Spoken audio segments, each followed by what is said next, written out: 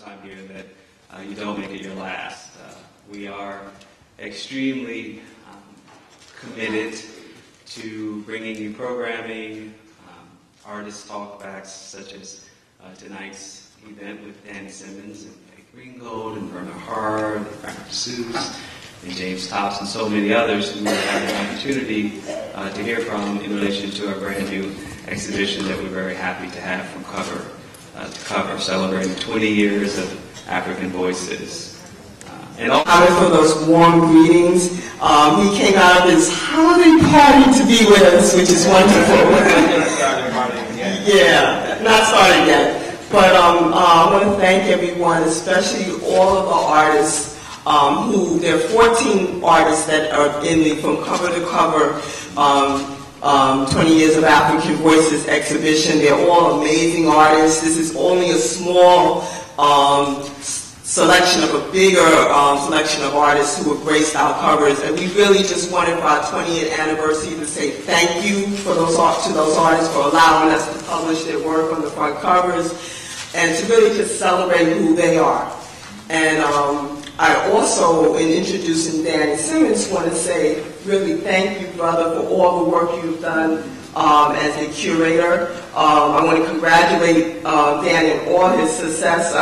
He just opened a show at the Hudson Gill Gallery on 26th Street. He's had an amazing year and a whirlwind of events this past week. So I know he, to be here with us, I want to really thank you for that. That's really powerful. His commitment to a cultural institution like us, which we don't have a lot of money, we don't have a lot of big things going on. I mean, we have a lot of big things, but resources. So I want to thank you for being with us. For at least 16 years, Danny Simmons has been off and on doing different programs with us. So when African Voices was looking for a curator, we wanted someone who was familiar with the magazine and our mission. And just want to thank him for a fabulous job in selecting the pieces for the exhibition.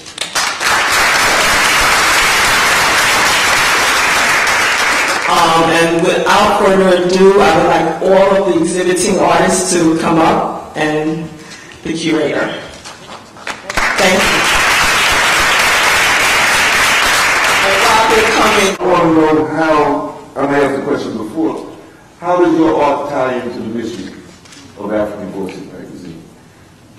My name is Verna Hart, and I'm thrilled to be a part of this day, this moment, and this history behind African Voices. I'd like to say thank you to Carolyn for allowing me to be a part of her dream, her mission, and her goal of being a voice for us in her magazine.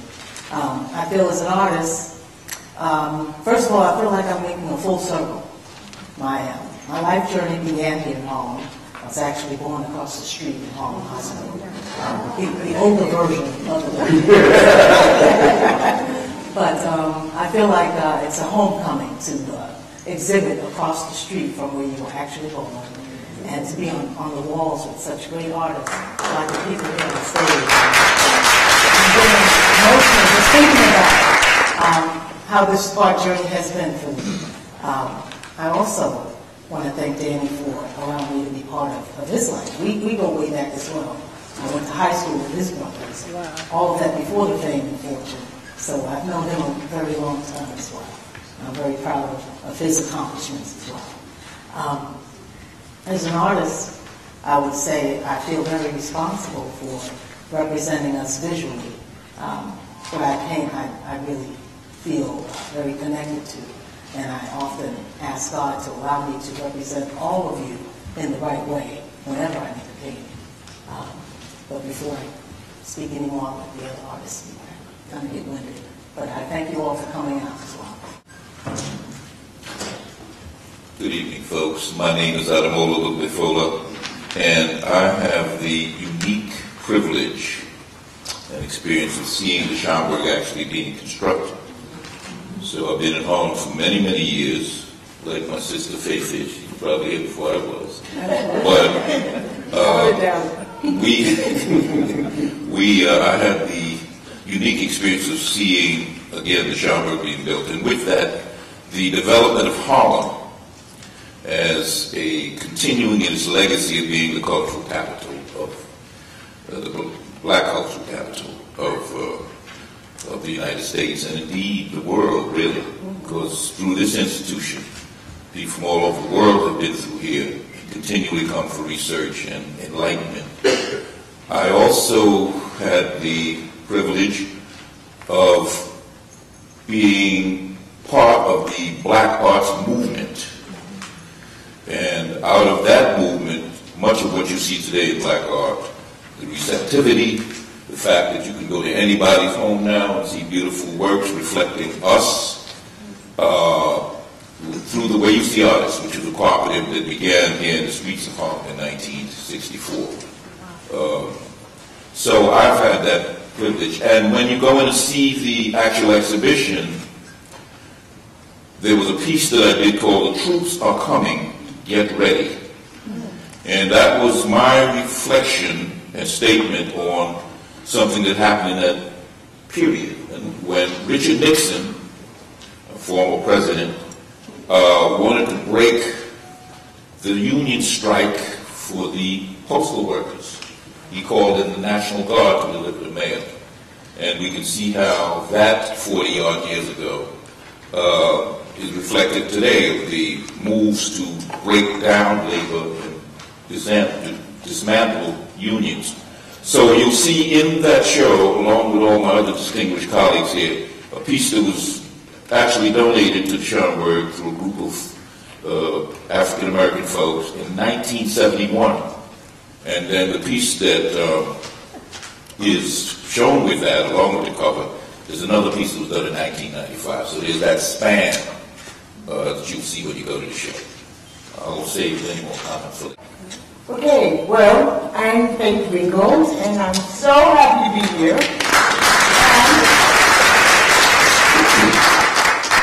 I was born across the street, too.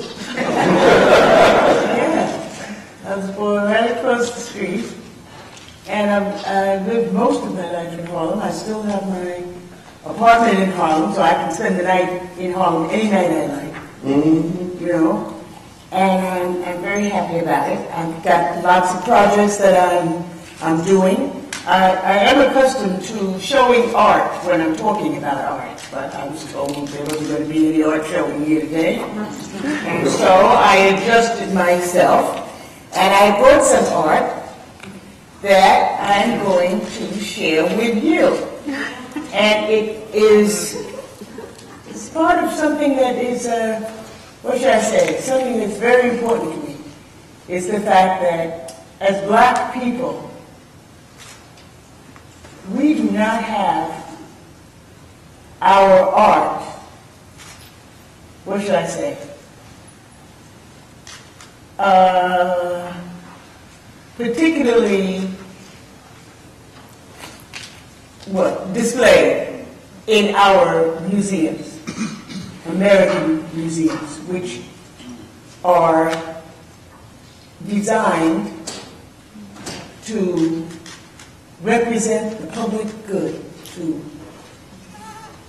you know what I mean? To present everyone, all the cultures. And it does that pretty well, except for us.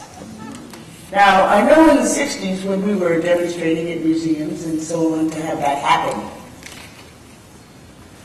there were some black artists who said, "Oh, well, I'm not a black artist. You know, I'm just an artist." No, you're not.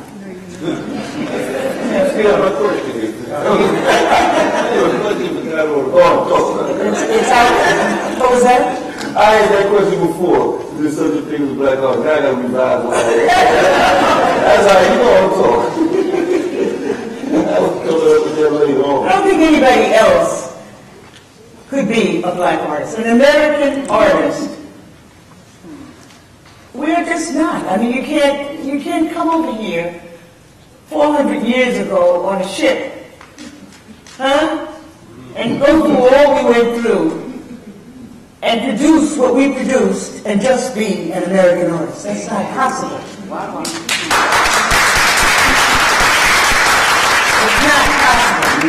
Now, to some people it might sound good, but to me it doesn't even sound good. Because I'm thinking about my ancestors and what they must have put up with to get us here in this position. I don't know that if I had been in one of those boats, laying up like a sandwich, I don't think I could have done it. I don't think I could have made it. I'm glad my ancestors were stronger than I am. I don't think I could have done that. You would end up killing somebody. I would have killed somebody, yes. I think you're right. So I have to applaud them because they didn't do that. And I'm here.